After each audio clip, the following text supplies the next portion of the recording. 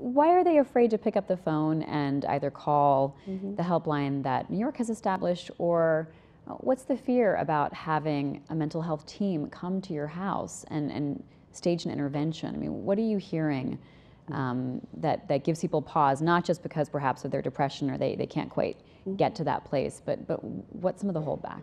Well, stigma, we cannot underestimate the power of stigma. First of all, most people they don't want to see themselves as that way, as someone who is broken or someone who is imperfect. You know the stereotypes. People just don't have enough discipline or willpower. They're crazy. No one wants to be called crazy. No one. And so that can prevent somebody from picking up the phone. They may feel like, oh, I'll get better.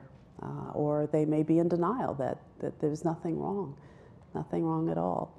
I think that we can't rely on people to pick up the phone when they need it all the time. Sometimes many people do. I mean, we get hundreds and hundreds of calls every day to our NYC Well helpline, sometimes as many as 1,000 calls a day.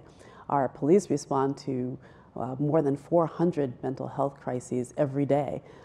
Those are astounding numbers. We have to educate our families and our communities about mental illness and substance use disorders so that they can help people in a way that phone number may not always be able to, because families see what the counselors who are sitting, answering that helpline don't. We wouldn't ask someone with a broken leg to run to the hospital, right? We should not expect someone who is in the throes of depression or someone who's suffering from any other mental illness to always be able to pick up the phone and call. We just shouldn't. They don't feel well. They're in a very vulnerable state. We should not expect them to be able to pick up the phone. We have to, again, we can all be first responders. We just have to learn how to be more observant, more sensitive, and take mental health first aid. I took it, and it's an amazing course. Anyone can go online and look it up, mentalhealthfirstaid.org.